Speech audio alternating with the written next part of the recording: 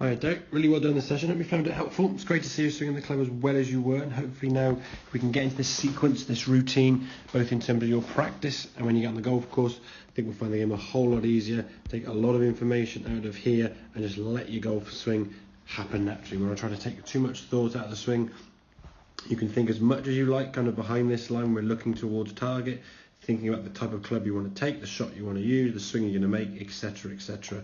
The second we cross over this line, we think about the practice swing. We make a swing, hit the side as you'll see. Kind of full motion practice swing as we go back. If the first one here, as we can see, strikes the ground nicely and we're happy with that, we can then step into the golf ball without any real undue thought. Make sure we do look at target, we kind of see where we're aiming, make a full swing, hit the golf ball down the driving range, as you can clearly see there, sailing away nicely towards the red flag. One small little critique in terms of your practice swing there, as good as it was going back and striking the ground here, does stay down a bit, head down, foot's not really moving, you sort of come through a little bit at the end, so it wasn't quite as an accurate rehearsal as we'd want to do. Ideally speaking, if I was going to stood down here waiting to see the shot come in, if I saw the practice swing or the real swing, I wouldn't really notice any difference until the ball either did or didn't get struck and was sailing down in the air. So try to make your practice swing as close to the real thing you want to make.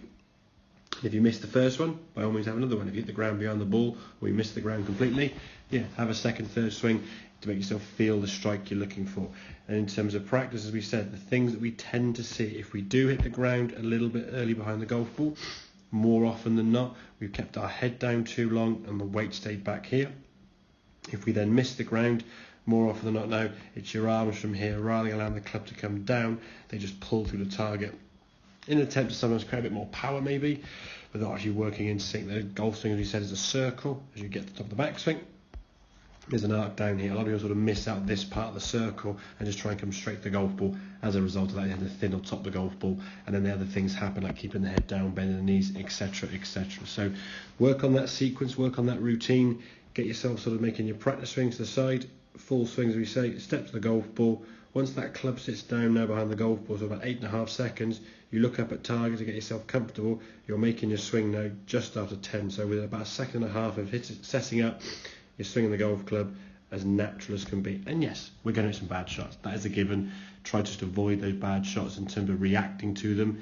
If it becomes 3, 4, 5, 6 in a row, then obviously something is continually happening. We can then step away, maybe do some small swings, work on some of those drills we discussed, to try to get rid of that bad movement. But if it's just one bad shot, just go back to the routine, don't overthink it, let the swing happen as natural as possible. And then in terms of your last session or your last few balls on the range, again, try to play golf on the golf course. So if you were setting up here on the golf course and we said there's a fairway kind of down there and then a bunker kind of over here and a pond over there, or whatever it may be, hit your golf ball down the fairway. If it goes in the water or goes in the bunker or wherever it may go down the fairway, you then play your next shot based on what you're left with.